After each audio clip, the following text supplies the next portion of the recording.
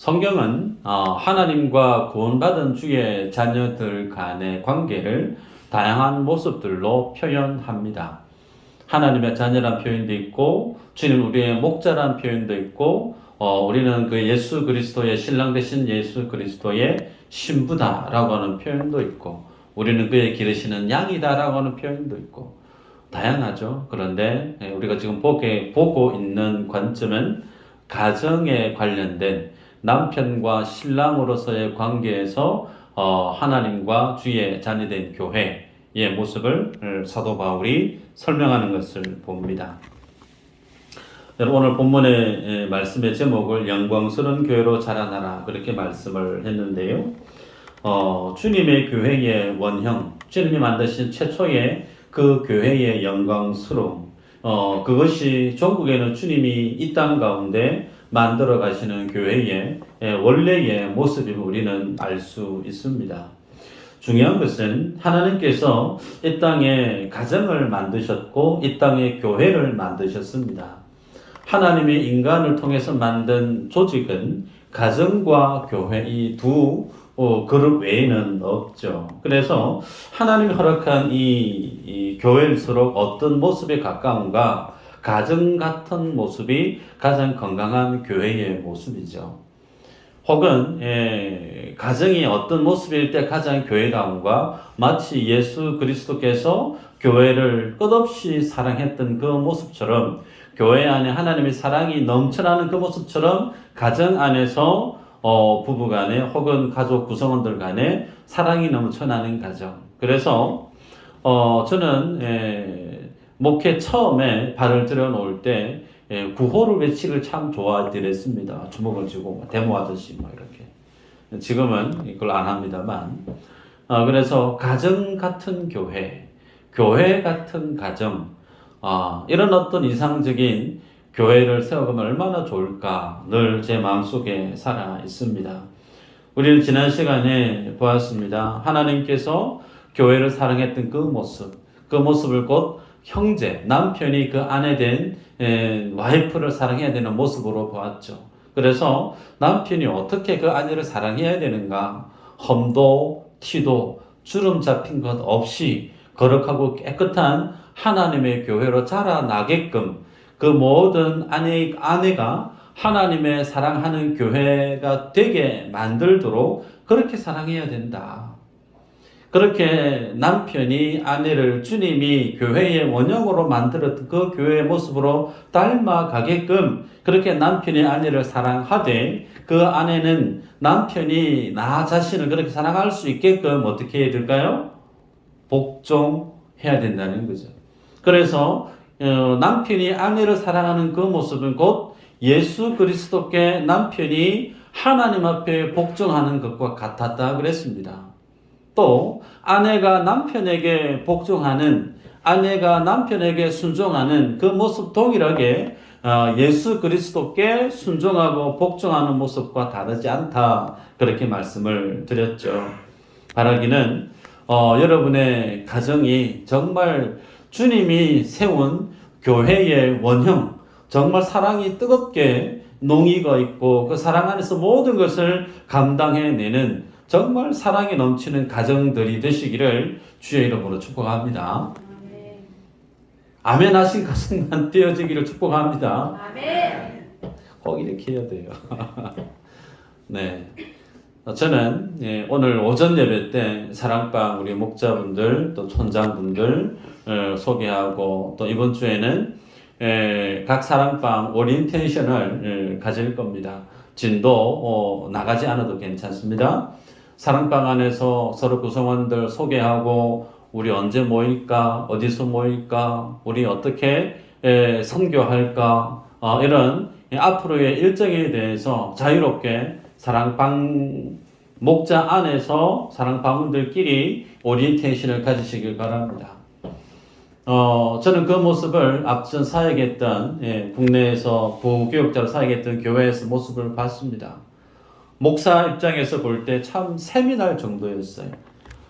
좋게 얘기하면 부럽고 좋게 얘기하면 세미날 정도로.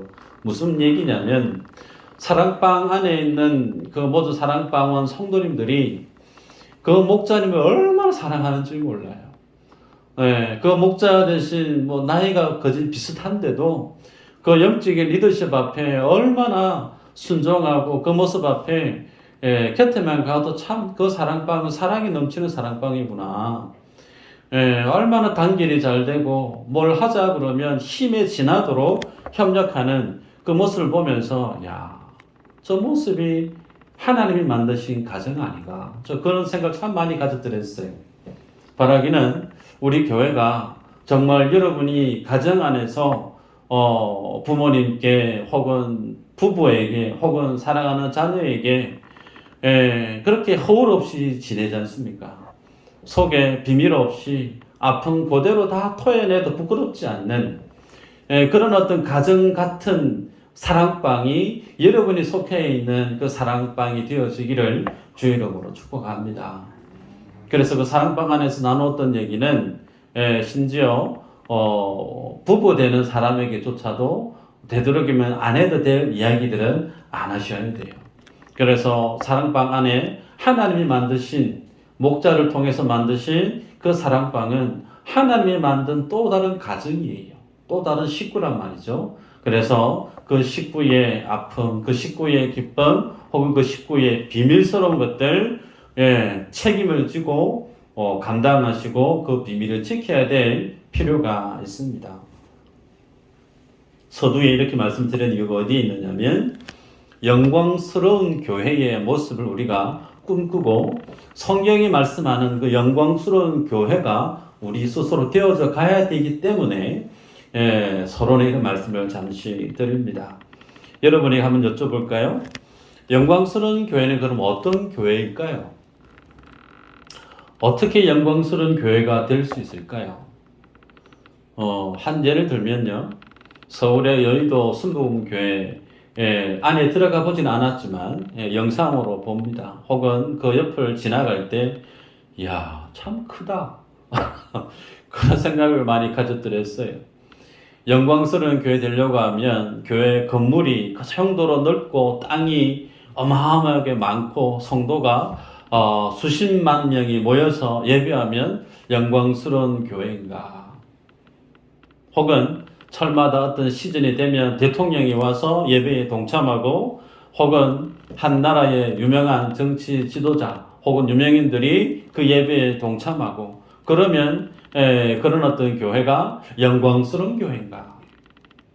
제가 대구에서 목회했을 때 인근에 바로 옆에 교회에 김부겸 전 총리 집사님이 출석했던 교회가 있습니다. 그 교회에 출석하는 성도님하고 제가 탁구를 좀 쳤더랬어요. 교회를 소개하길래 제가 여쭤봤습니다. 어느 교회 출석하세요? 했더니 교회 이름을 얘기하시면 되는데 교회 이름을 나중에 얘기하시고 제일 먼저 뭘 얘기하시느냐면 우리 교회는 김부겸 총리님 출석하고 있는 교회입니다. 그렇게 얘기를 하는 거예요. 그래서 좀 놀랐어요. 근데 그 옆에 교회 안 다니시는 분이 뭐라고 얘기하시느냐면 그 교회 참 훌륭한 교회인 같네요. 그렇게 얘기를 하시더라고요.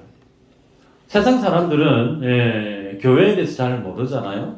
그 교회가 얼마만큼 큰가, 규모가 어떠한가, 그 교회에 어떤 위인들이 어떤 대단한 사람들이 출석하는 교회인가 그 모습을 보고 저 교회는 참 괜찮은 교회인 같다, 훌륭한 교회인 같다 그렇게 얘기하는 것 같아요. 맞나요? 그런 교회가 되어지면 영광스러운 교회라고 말할 수 있을까? 아니잖아요. 그거 아니잖아요. 그러면 영광스러운 교회는 어떤 교회가 되어야 될까? 영광스러운 교회를 우리가 알아야 됩니다. 그래서 미수제일교회 성도라 치면 모르는 게 약이다가 아니고요. 아는 게 힘이다가 우리 안에 있어줘야 됩니다. 하나님의 진리에 대해서 하나님의 교회에 대해서 심지어 복음에 대해서 우리는 이제 눈을 비비고 눈을 떠야 돼요. 고신대 이상규 명예 교수님이 한국 교회에 대해서 이런 비판을 한 적이 있습니다. 한국 교회는 개혁 교회에 기치가 있어야 되는데 성경의 진리 위에 있기보다 오히려 이전의 전통 그 관습 위에 머무는 경향이 많은 것 같다. 그 한 예로 예배당 건물을 성전이라고 표현하는 거, 기도 중에 제단, 제물 같은 표현을 쓰는 거, 그것은 아직까지 그 교회가 하나님의 진리 위에 서 있는 교회가 아님을 드러내는 표현들이다. 콕 집어서 지적을 했습니다. 우리가 예배당을 건축하면서 저도 한 번씩 그런 표현을 썼던 것 같아요. 성전이라는 말, 혹은 제단이라고 하는 말. 여러분, 출애굽기 강의를 말씀을 제가 전하면서 도덕법, 시민법, 제의법, 소위 율법에 대한 내용이죠. 그 중에 예수님이 십자가를 지셔서 완성하신 법이 어떤 법이라고요? 제2법입니다. 제사와 관련된 그 법은 예수님께서 다 완성해 놓으셨다고 그랬습니다. 그 외에 윤리도덕법, 시민법은 아직도 그 의미가, 그 뜻이 그대로 유효하다 그랬습니다. 그래서 우리들은 익히 어르신들 믿음의 어떤 전통, 관습 속에서 써왔던 표현들이 아직 우리 몸에 그대로 쉽게 배어져 있어요. 그럼에도 불구하고 성전이라고 하는 것이 예배당 건물이 아님을 우리들은 압니다. 성전은 예수 그리스도를 믿는 우리 모두가 성도 개개인이 곧 교회요, 예수 그리스도가 우리 안에 거하셔서 성령이 거하는 내 자신이 곧 성전임을 여러분 다 잘 아실 거예요. 다 알고 있음에도 불구하고 우리가 쓰는 표현이 계속해서 성전이란 말, 제단이라고 하는 말이 입에 배어 있어요. 그래서 우리들은 이제 알면 몰랐을 때는 모를까, 알면 우리는 개혁을 한 교회입니다. 가톨릭이 아니에요. 가톨릭은 여전히 성직자와 성도를 구분합니다. 계급처럼. 그래서 사제주의 사상이 아직도 젖어 있습니다. 그래서 여전히 성전에 대한 내용을 강조하고 재물에 대해서 얘기하고 제단에 대해서 얘기합니다. 그것을 통해서 종교성을 더 부추기죠. 여러분, 우리는 종교 생활하러 교회 온 거 아니에요. 종교 생활이 아니고 우리는 하나님을 예배하기 위해서 온 겁니다. 그래서 우리는 개혁을 한 교회에 있기 때문에 개혁 교회의 기치 아래 있는 오전에도 그렇게 말씀을 드렸지만 우리는 장로교 교인이란 말이에요. 가장 성경적이고 가장 보수적인 성경의 원리를 붙들고 외치는, 지켜가는 가장 보수적인 교단에 속해 있는 여러분들이란 말이죠. 그래서 이제는 우리가 알면 써야 될 표현, 쓰지 말아야 될 표현 우리가 의식하고 구분해서 쓸 필요가 있습니다. 자, 본론으로 들어가면요. 영광스러운 교회는 어떤 교회여야 될까? 오후 예배는 제가 좀 편하게 설교합니다. 제가 사역했던 교회의 앞전의 교회입니다. 그 교회를 만드셨던 초창 멤버분들이 그런 기치를 외쳤던 게 뭐냐면, 우리는 예배당 안 짓는다. 우리는 모든 재정의 반 이상을 전도와 선교비에 쏟아붓는다. 그런 어떤 교회 운영에 정관이 있었어요.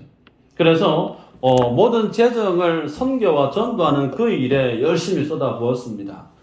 혹은 어떤 큰 대형 사건이 터지고 사고가 나고 이재민이 생겼을 때 열일을 제쳐두고 그곳에 달려가서 그분들의 필요를, 그분들을 섬기는 봉사하는 그 일에 우리는 가장 많은 열심을 내야 되는 교회, 혹은 사회에 부조리가 만연해 있는 그런 어떤 상황을 볼 때 피켓을 들고 성도들과 함께 거리에 나가서 항거하는 그런 어떤 개혁주의적인 고백을 외치는 사회운동에 참여하는 그런 교회. 여러분, 그런 교회가 영광스러운 교회를 할 수 있을까? 아니에요. 선교비, 전도비, 교회 재정의 반 이상을 쏟아부으면서 예배당을 짓지 않는다. 어떻게 보면 참 멋있다. 어떻게 보면 참 대단하다. 세상 사람들이 볼 때는 박수 칠지 모르겠지만 그것조차도 영적인 교만의 한 모습에 지나지 않습니다. 여러분, 교회는 뭐 해야 되는 존재냐면 세상 따라가서는 안 된다고 그랬습니다.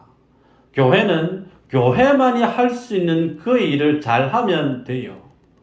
교회가 세상이 잘하는 것을, 세상이 하는 것을 따라 열심히 하려고 하면 세상을 이겨낼 수 있을까요? 불가능합니다. 못 따라가요. 그러나 교회가 세상에 줄 수 없는, 유일하게 교회만이 줄 수 있는 그 일에 특화되고 그 일에 전문성이 있고 그 일에 능수능란하면 그 교회는 주님이 귀하게 쓰임받는 교회가 될 수 있죠. 그 모습이 무엇과 결부되어져 있는가? 교회의 영광스러움과 결부되어져 있습니다. 자, 그러면 영광스러운 교회가 되기 위해서 그러면 교회의 모습의 본질에 대해서 질문을 하게 됩니다. 성경을 한번 볼까요? 출애굽기 15장 16절에서 18절 말씀인데요. 제가 읽어드리면 놀람과 두려움이 그들에게 임하매 주의 팔이 크므로 그들이 돌같이 침묵하였사오니 여호와여 주의 백성이 통과하기까지 곧 주께서 사신 백성이 통과하기까지였나이다. 주께서 백성을 인도하사 그들을 주의 기업의 산에 심으시리이다. 여호와여 이는 주의 처소를 삼으시려고 예비하신 것이라. 주여 이것이 주의 손으로 세우신 성소로소이다. 여호와께서 영원 무궁하도록 다스리시도다 하였더라. 이 내용은 어떤 내용이냐면 이스라엘 백성들이 홍해를 건너고 난 이후에 모세가 하나님께 찬양하고 있는 내용입니다. 이 내용을 보면 어린 양의 피 흘림, 어린 양의 그 죽음, 그것을 통해서 그들이 구원을 받고 홍해를 건너서 주님 앞에 지금 벅찬 찬양을 올리고 있는데 주의 힘으로 주의 거룩한 초소로 들어가게 했다. 그렇게 기록하고 있어요. 인생이 하나님 앞에 참 영광스럽게 되어줄 수 있는 가장 첫 번째 관건은 하나님의 작품이어야 된다는 거예요. 거기에 인간의 노력이나 인간의 뭔가가 결부되어지면 그것은 하나님이 받으시기에 영광스럽다 할 수 있느냐? 그럴 수 없다고 그랬습니다. 제가 이 부분은 누누이 말씀을 드렸습니다. 내 손이 주님 앞에 설 때에 거룩한가? 그렇지 않아요. 주님이 거룩하다 칭해 주시니까 거룩할 뿐이지 우리는 늘 죄를 먹고 마시며 살아갑니다. 그는 내가 주님 앞에 뭔가를 열심히 해서 올려드리면 주님이 나의 모든 것을 귀하게 여겨주실 듯 싶을지 모르지만 아니라고 그랬어요. 하나님이 우리의 헌신을 받으시는 것은 예수 그리스도로 행해지는 그것 외에는 없습니다. 그 예수 그리스도의 보혈의 은혜로 주님 앞에 성령이 내 속에 하게 하셔서 올려지는 그 모든 것들은 예수 그리스도의 의로서 주님이 우리에게 그것을 받으시지만 주님과 상관없는 내 안에 있는 노력과 열심은 하등에 하나님과는 상관이 없는 것에 지나지 않다는 거예요. 그것이 무엇과 결부되어져 있을까요? 구원과 연결되어져 있습니다. 이스라엘 백성들이 하나님으로부터 구원받았을 때 그들이 구원받음에 있어서 그들의 어떤 지분이 있는가요? 없어요. 오롯이 하나님이 하신 작품이죠. 그래서 하나님이 만드신 이스라엘 백성들, 그들에게 주님이 초소를 만들었다고 그랬습니다. 그 초소는 표면적으로는 성소, 성막이죠. 성막에 성소를 만들고 주님이 임재하시는 지성소를 만들었습니다. 그래서 그곳에 주님이 임재하십니다. 그런데 중요한 것은 그것이 표면적으로 하나님이 임재하시는 성소라고 하지만 종국이 그것을 왜 허락하셨는가? 하나님이 이스라엘 백성들 속에 함께 거하기를 원하셨다는 거예요. 그러면 본질적으로 하나님이 임재하시는 곳은 그 처소는 무엇일까요? 이스라엘 백성이라는 거예요. 하나님이 임재하시기를 기뻐하셨던 것은 조그맣게 만들어 놓았던 지성소가 아니고요. 그 지성소를 통한 이스라엘 백성들 그 무리 속에 주님이 함께 가기를 원하셔서 그들을 빼내서 애굽이라고 하는 그 세상에서 빼내서 내 백성으로 주님이 만드시고 너희는 나의 처소라고 우리는 지난 시간에 그들을 지칭해서 주님이 너희는 나의 신부다라고 얘기했죠. 세상, 애굽이라는 그 세상에서 구원을 해낸 이스라엘 백성들 동일합니다. 교회가 뭐죠? 에클레시아라고 그랬죠. 에클레시아, 세상에서 부름을 입은 사람들의 무리, 모임. 고로 구약에서 성경에서 말씀하고 있는 교회, 하나님의 백성, 그것은 하나님의 작품으로, 하나님의 능으로, 하나님의 솜씨로 만들어낸 이스라엘의 공동체입니다. 예배당이 아니고요. 건물이 아니고요. 하나님의 은혜로 구속함을 입은 이스라엘이 하나님이 임재하시는 주의 처소임을 얘기합니다. 그것을 사도 바울은 고린도전서에서 광야교회라고 얘기합니다. 그래서 홍해를 건넜을 때 홍해를 걷는 것을 다 같이 세례를 받은 것으로 얘기하지 않았습니까? 구약에서 신약에 얘기하는 교회를 달리 설명하지 않습니다. 똑같습니다. 구약도 하나님의 교회가 건물이 아니고 하나님이 구원하신 이스라엘 백성들임을 증거하고 있죠. 그래서 그 하나님이 구원하신 이스라엘 백성들, 그들이 하나님이 임재하시는 거처입니다. 그런데 그 하나님 임재하신 그 거처를 누가 훼손시키고 누가 더럽혔을까요? 이스라엘 백성들이에요. 그들이 하나님 임재하시는 그 초소를 그들 스스로 어지럽혔고 훼손시켰습니다. 말씀을 한번 볼까요? 이사야서 64장 6절 7절 한번 읽어보십시다. 시작.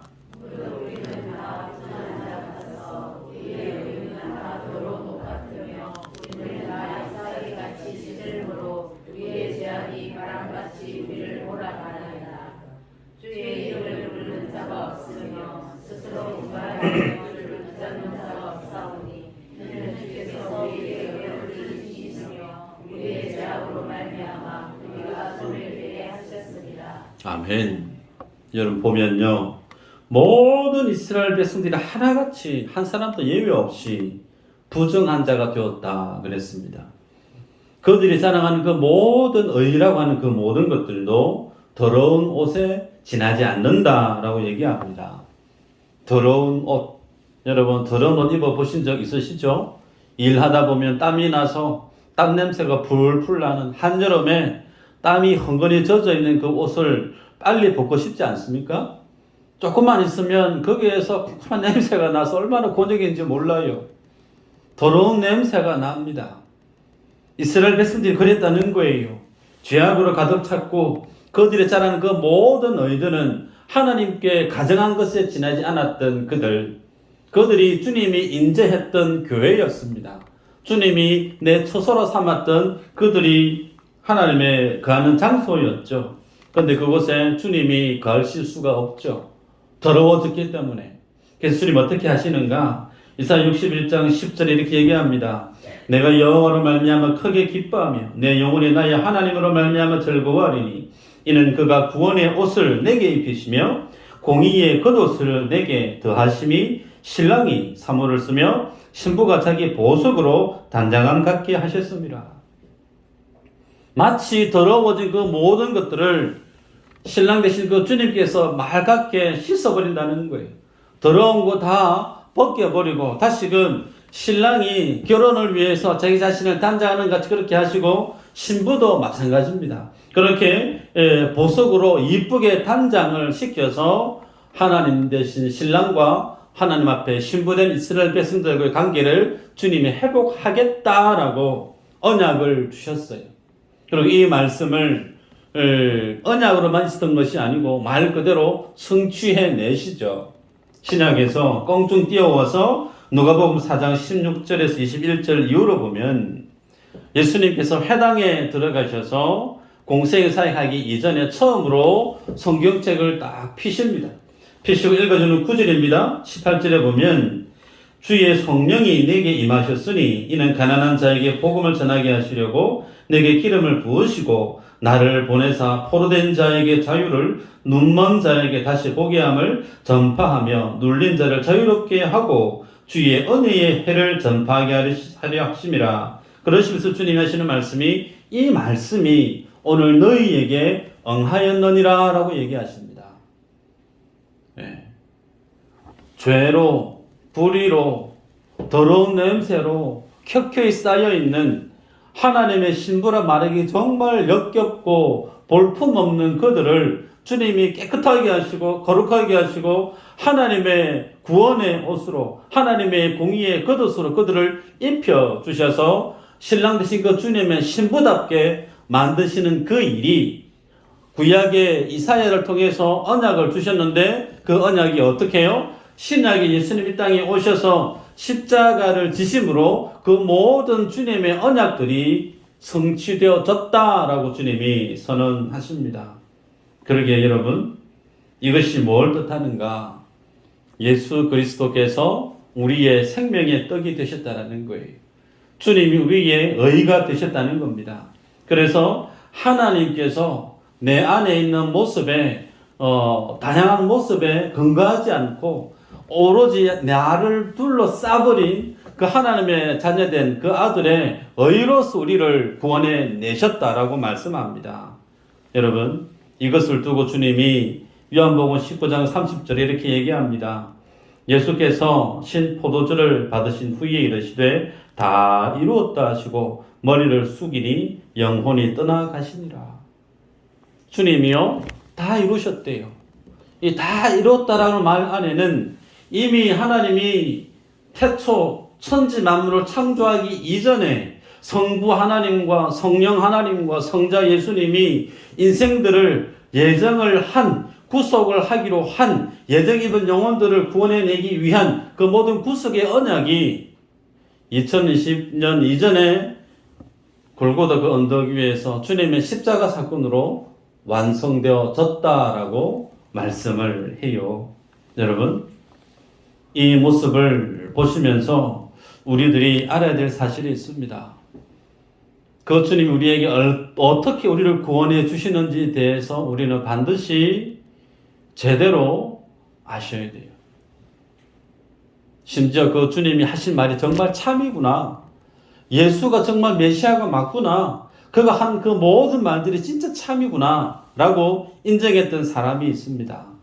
요한복음 19장 31절 이후로 보면 예수님 십자가 달려 돌아가십니다. 좌우에 강도들이 같이 있었는데 그들은 어떻게 되어졌느냐면 그들의 뼈가 부러졌어요. 왜 뼈를 부러뜨렸을까요? 그 다음 날이 안식일입니다. 그래서 안식일을 준비하기 위해서 빨리 시체를 처리해야 되는데 빨리 그 사람을 죽이게 하기 위해서 뼈를 강제로 부러뜨립니다. 그런데 예수님은 확인해 보니까 벌써 돌아가셨어요. 그래서 예수님의 다리를 부러뜨리지 않습니다. 대신에 뭘 어떻게 하죠? 창으로 옆구리를 찔렀죠. 그러자 예수님의 몸에서 물과 피가 한 번에 콸콸 쏟아져 버렸습니다. 여러분, 이 모습을 보았던 그 옆에 있었던 군인이 정말 하나님의 아들이 맞구나라고 인정을 했다는 거예요. 여러분, 6월절에 어린 양 어떻게 잡는 줄 여러분 기억하십니까? 6월절에 어린 양은 뼈를 부러뜨리지 않습니다. 왜 뼈를 부러뜨리지 않느냐? 뼈를 부러뜨리게 되어지면 뼈 안에서 피가 나오고 그 피가 고기 사이에 들어가게 되어진다. 그러면 그것은 제물로 쓰일 수가 없습니다. 하나님 앞에 드려지는 양은 각을 떠야 됩니다. 각을 떠서 주님께 올려드리기 때문에 피가 있으면 안 돼요. 그래서 어린 양은 뼈를 부러뜨리지 않습니다.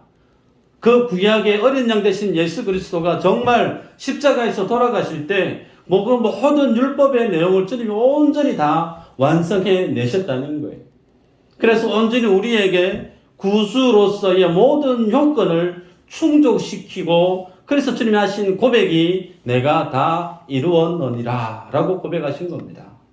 여러분, 이 사실을 아는 성도, 이 사실을 아는 교회가 곧 영광스러운 교회로 나아갈 수가 있어요. 내가 어떻게 구원받았는지에 대해서 모르면서 그 복음의 깊이를 깨닫지 못하면서 나에 대한 하나님의 사랑하심이 어떤 사랑인지에 대해서 전혀 감각 없이 깨닫지 못하면서 단순히 모여서 좋은 짓기를 사람들을 가득 채운다고 해서 그 공간이 하나님이 인정하시는 영광스러운 교회가 될 수 있는가? 불가능해요. 서두에 말씀드렸죠. 영광스러움은 사람의 손이 아니라고 그랬습니다. 영광스러움이 되기 위해서 첫 번째 요건은 하나님에 의해서 만들어져야 되는 것, 하나님의 작품으로만 되어져야 되는 것, 그것이 영광스러움의 가장 첫 번째 요건이에요. 그래서 우리들은 내가 그렇게 만들어진 하나님의 자녀이구나. 내 교회가 그렇게 하나님이 피 흘리셔서 사랑하기를, 죽기를 사랑하셔서 만들어낸 그런 사랑의 결정판이 미수제일교회이구나. 이 사랑의 흔적을 또렷이 아는 성도, 교회는 영광스러운 교회를 향해서 걸어가게 됩니다. 한 구절 말씀을 보고 마칠까요? 요한계시록 19장 7절 8절 한번 읽어보십시다. 시작. 우리가 즐거워하고 거기에 기도하며 그에게 영광을 돌리세. 어린 양의 혼인 계약이 이르렀고 그의 아내가 자신을 준비하였으므로 그에게 빛나고 깨끗한 세마포 옷을 입도록 허락하셨으니 이 세마포 옷은 성도들의 옳은 행실이로다 하더라. 아멘. 성도들이 뭘 입고 있죠? 세마포. 그 세마포 누가 줬죠? 주님이 주신 옷이에요. 그 세마포 내가 열심히 돈 벌어서 열심히 돈 닦고 열심히 인격 수양해서 주어진 거 아닙니다. 하나님이 피 흘리셔서 주님이 친히 우리 한 사람 한 사람 내 안에 있는 그 모든 더러움, 수치, 죄악 덩어리들, 부끄러운 것들 다 올 커버해서 오직 하나님의 의로움만 드러나게 만드는 그 주님의 피 흘리심으로 우리에게 각자에게 부여해 주신 옷이 세마포예요. 그 옷을 입은 사람, 그 사람이 주님 앞에 어떻게 살아갈까요? 옳은 행실로 살아간다는 겁니다. 영광스러운 교회는, 영광스러운 성도는 주님이 나에게 주신 그 세마포, 주님이 내게 주신 그 구원의 은혜를 압니다. 상상해 보시겠어요? 우리 결혼을 해보신 분은 다 아실 겁니다. 드레스를 입으셨어요. 다 드레스 입으셨죠? 한 번 이상. 드레스를 입고 짜장면을 드셔본 적 있으세요? 드레스 입고 뻘건 찜을 맛있게 뜯어 보신 적 있으세요? 드레스 입고 물이 첨벙첨벙한 수산시장에 쇼핑을 간 적이 있으세요? 아니잖아요. 안 하잖아요. 왜요? 튈까봐, 묻을까봐.